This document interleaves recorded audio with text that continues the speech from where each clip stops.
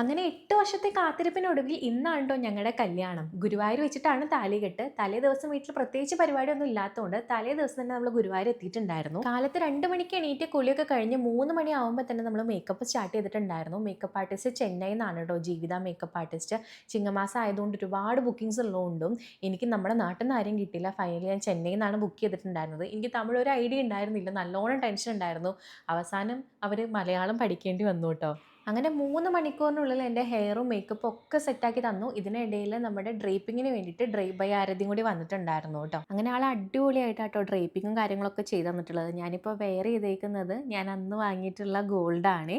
പിന്നെ ബ്ലൗസിൻ്റെ മുകളിൽ വർക്കൊന്നും ചെയ്തിട്ടില്ല. എനിക്ക് സിമ്പിൾ മതി എന്നുള്ളത് ഞാൻ ആദ്യമേ തീരുമാനിച്ചിട്ടുണ്ടായിരുന്നു. റൂമിൽ നിന്ന് ഏകദേശം നടക്കാനുള്ള ദൂരം മാത്രമാണ് ഗുരുവായൂർ അമ്പലത്തിലോട്ടുള്ളൂ. അങ്ങനെ 6:30 ആകുമ്പോഴേക്കും നമ്മൾ എത്തിയിട്ടോ.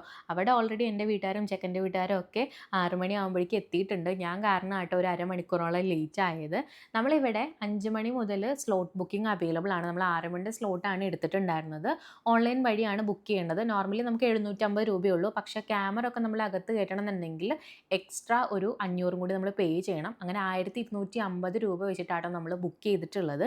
ഇത്രയും തിരക്കുണ്ടെങ്കിൽ പോലും അവർ അടിപൊളിയായിട്ടാണ് മാനേജ് ചെയ്യുന്നത്. 6:30ക്ക് നമ്മൾ എത്തിയിട്ട് 7 മണിയാകുമ്പോഴേക്കും നമ്മളെ താലികെട്ട് കഴിഞ്ഞു. അതും അങ്ങനെ തിക്കോ തിരക്കോ അങ്ങനെ ഒന്നുമില്ല. പ്രോപ്പറായിട്ട് അവർ മാനേജ് ചെയ്യുന്നുണ്ട്. താലികെട്ട് കഴിഞ്ഞ് നമ്മൾ പ്രാർത്ഥിച്ചതിന് ശേഷം പുറത്തുനിന്ന് അത്യാവശ്യം ഫോട്ടോസും കാര്യങ്ങളൊക്കെ എടുക്കുകയാണ് കേട്ടോ. നമുക്ക് നല്ല ഫ്രെയിമും കാര്യങ്ങളൊക്കെ ഇവിടുന്ന് കിട്ടിയിട്ടുണ്ടായിരുന്നു. അങ്ങനെ 8 മണിൻ്റെ ഉള്ളിൽ നമ്മൾ ഫോട്ടോസ് എടുക്കൽ കഴിഞ്ഞിട്ട് ഞാൻ അടുത്ത കോസ്റ്റ്യൂം ചേഞ്ച് ചെയ്യാൻ പോവുകയാണ്. അപ്പോൾ ബാക്കി കല്യാണ വിശേഷം ഞാൻ അടുത്ത വീഡിയോയിൽ പറയാം കേട്ടോ.